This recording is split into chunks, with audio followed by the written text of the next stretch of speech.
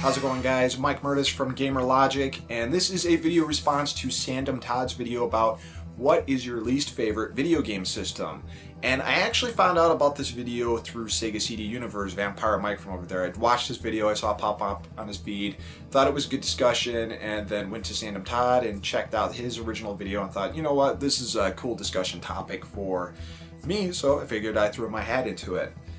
My least favorite system was never released here domestically, and I actually don't think it had a pretty big worldwide release at all. I think the system itself stayed in Japan, and that is the NEC PCFX. If you're not familiar with that system, it was essentially the successor to the TURBOGRAFX-CD or the Turbo Duo, is NEC's next step into the 32-bit systems, and I think it was one of the first, if not it came out very close to 3DO.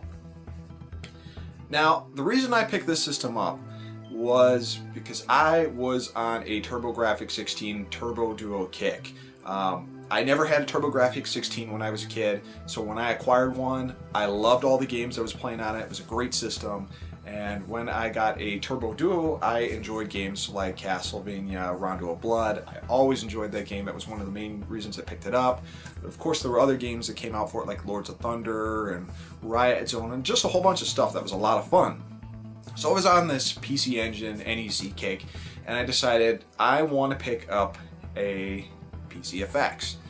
You're probably not ever going to find one of these in the wild, and if you have, that's awesome. I've never seen one. The only time I've ever seen one is at conventions and stuff. Well, lucky enough, a seller on RacketBoy.com actually had one available in the forums. He had the system, a controller, the hookups, and 3 games with it. So I dropped the cash on it. I got it. And I want to say I got the system probably about the same time that Rockstar's LA Noire came out for it, because I remember playing that and playing the system kind of about the same time. But I got the system and I popped it open, and I thought it was really cool looking. You know, it's this big tower system, kind of like a fat PS2, like an even fatter PS2, and it had a unique look to it and everything. And the 3 games, I will say, for the 3 games that I actually physically owned for the thing, they were amazing. Kind of a little smaller than the Neo Geo AES shock boxes, but well detailed. The manuals looked fantastic. It was just a really sharp, nice looking package, right? So my issue with the system, and the reason why it's my least favorite system, is, like I said, it never had a huge international release, and literally 75 to 80% of the games on that system are very, very, very heavy in Japanese. And I have a very bare bones knowledge of Japanese. I can understand it hearing it more than I can reading it, unfortunately, which probably doesn't make sense, but that's just how it is for me. So with a large majority of the games being Japanese, the only way you could really play them is if you had a FAQ or a walkthrough online, and I hate doing that with games, especially if you're playing foreign games. I want to be able to play the game myself. I don't want to be stuck to a guide and constantly looking back and forth with stuff, right?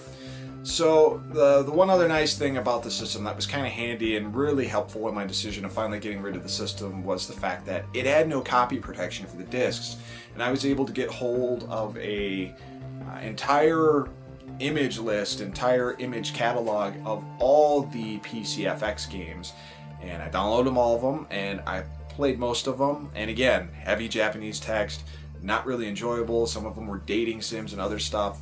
And even the games I did enjoy playing, I would go and try to find them, and they would be a couple $100 for some of these games. And I was like, you know what? This isn't worth it. I'm gonna get rid of this thing. So what I ended up doing with it was I put it on eBay, and a local buyer here, probably about 45 minutes away from me, found it, picked it up, and absolutely loves the system, which I guess at the end of the day, it's a victory for me and a victory for him, because he got a system that is very hard to find, and he got it for a decent price, and he enjoys it, and I found someone that enjoys it, even though I don't enjoy the system at all. So yeah, that's kind of it about that. But yeah, just didn't enjoy the system because of mostly the language barrier, and well, probably more so the games just weren't my type. It was a cool collectible, but nothing I would play, and that's why I got rid of it. So that's my video response to that. Have a good one, guys.